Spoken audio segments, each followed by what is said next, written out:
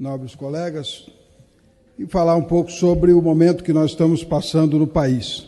Há um grande debate na CPI da pandemia sobre a conduta do governo. Eu quero dizer que o combate à corrupção está no DNA do governo Bolsonaro.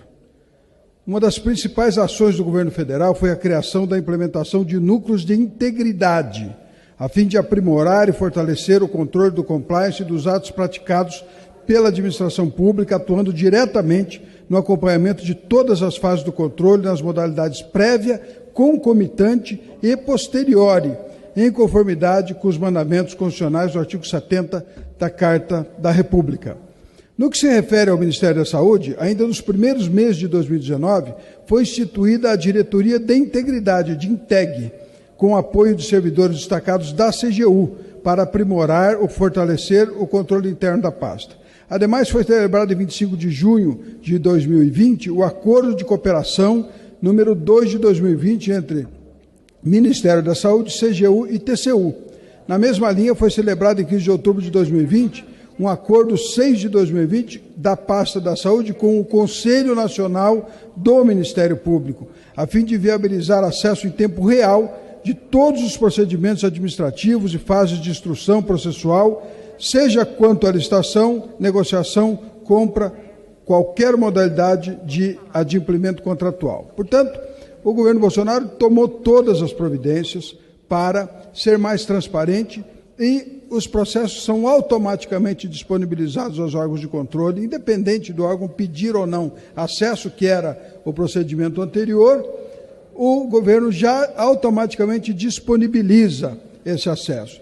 As declarações, quanto à questão da CPI, onde declarações do deputado Luiz Miranda foram feitas, envolvendo a minha pessoa, ele diz assim, Luiz Miranda: o presidente olhou uma foto dele, Barros, minha, portanto, em uma das matérias da Global, inclusive esta empresa não recebeu dinheiro desse contrato, mas esse grupo econômico faz negócio com o Ministério da Saúde. De fato, ela fornece lá preservativos femininos, né? E disse depois: volto a afirmar que todas as minhas conversas com Ricardo Barros foram republicanas e não vou me pronunciar sobre fatos que não posso provar. Então, o deputado Luiz Miranda, não tenho nenhuma questão com ele, ele fez o que achou que deveria e eu estou procurando a oportunidade de ir à CPI para esclarecer os fatos que envolvem o meu nome. Muitos já foram esclarecidos pelas próprias pessoas interessadas. Primeiro, o senhor Francisco Maximiliano da Global, empresa que forneceu ao Ministério da Saúde quando eu era ministro, e não entregou os produtos à época, mas já fez um termo de reconhecimento de dívida, parcelou e está devolvendo os recursos ao Ministério da Saúde. Vou lembrar que economizei 5 bilhões de reais nos 2 anos que fui ministro, justamente por esta ação de redução de preços de medicamentos que foram feitos durante o nosso mandato e revisão de vários contratos administrativos também. Então, em nota ao Fantástico, o senhor Francisco Maximiliano disse, né, que, segundo a defesa dele, o último contato de Maximiliano com o Ricardo Barros foi há 3 anos, quando era ministro da Saúde. Quanto à questão da emenda, me falaram que o deputado fez a emenda da Covaxin. A emenda que foi feita incluindo a Índia, naquela rol de 11 agências reguladoras que estavam contempladas na medida provisória, relatada pelo senador Randolph, ele acatou as emendas lá no Senado. O presidente da CPI, Omar Aziz, fez a mesma emenda, propondo que a Índia entrasse na medida provisória. Eu fiz a emenda, o Renildo Calheiros, irmão do relator da CPI, fez essa mesma emenda. Orlando Silva, Alice Portugal, Jandira Fegali, Daniel Almeida, Perpétuo Almeida e Gonzaga Patriota. Todos propuseram que, obviamente, a Índia entrasse na medida provisória, simplesmente porque é o maior produtor de vacinas do mundo. Quanto ao caso Regina Célia, que disseram que eu indiquei Regina Célia para o Ministério, de fato, durante o meu mandato, fiz uma nomeação dela, que reduziu o seu salário à época, mas ela foi nomeada fiscal de contrato pelo ministro Marcelo Castro. Mas ela teve cargos de nomeação, já que é servidora desde 95, nos governos José Serra, Humberto Costa, José Gomes Temporão, Alexandre Padilha, Arthur Quioro, Marcelo Castro, Gilberto Ock, Luiz Henrique Mandetta, Nelson Tait, Eduardo Pazuello e Marcelo Queiroga. Ela declarou todos esses nomes no seu depoimento e disse perguntada se tinha relação comigo, disse: não tenho relação alguma. O senhor Roberto Dias, que depois ontem na CPI, também respondeu lá: conheço o deputado Ricardo Barros, tenho relacionamento com ele e com diversos parlamentares do Paraná.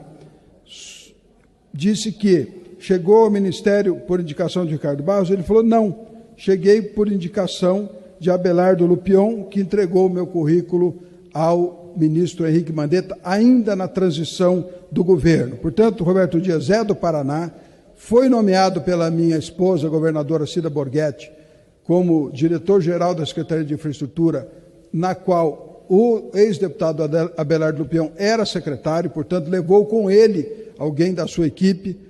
Antes ele era diretor da Coapar, também indicado por Abelardo Lupion, que era presidente da Coapar. Portanto, é uma relação de muitos anos, um profissional concursado da Coapar do Paraná, e eu espero que ele possa provar que, de fato, não tem nem nada a ver com este problema que foi levantado pela Davat. Hoje, encaminhei ao Supremo Tribunal Federal, já que minha oitiva foi cancelada, seria hoje na CPI, foi cancelada e transferida para o dia 20. Não fui notificado oficialmente dessa transferência, porque dia 20 é dia de recesso. Obviamente, a CPI não pode marcar a minha oitiva no recesso. Então, pedi ao Supremo Tribunal Federal que seja concedida segurança em caráter liminar para determinar que o depoimento, meu depoimento perante a CPI, seja realizado imediatamente após a sessão da CPI, quando intimada desta liminar, ou em outra data que Vossa Excelência entenda razoável, desde que até o dia 16 de julho, sexta-feira, que é o último dia que trabalharemos aqui antes do recesso, garantindo que o depoimento seja realizado antes do recesso parlamentar. Eu já fui citado inúmeras vezes na CPI, para todas as pessoas que vão lá, o relator pergunta se tem relação comigo, os senadores perguntam se tem relação comigo, todos negaram, mas eu mesmo não tive a oportunidade de fazer os esclarecimentos. Então, aproveito essa oportunidade para falar do esforço do governo Bolsonaro no combate à corrupção, nas medidas concretas que ele tomou em favor do compliance, e para dizer que espero que ou o Supremo Tribunal Federal ou o presidente Omar Aziz, a quem eu também estou oficiando hoje administrativamente, que conceda a marcação da minha data de oitiva antes do recesso parlamentar, portanto, até sexta-feira que vem, que a CPI, que os senadores possam aceitar a remarcação da minha data, já marcada por dia 8, portanto, eles decidiram me chamar dia 8, portanto, já tinham condições de me ouvir, que façam a remarcação antes do recesso, para que eu possa dar os esclarecimentos e seguir trabalhando por um Brasil melhor. Muito obrigado.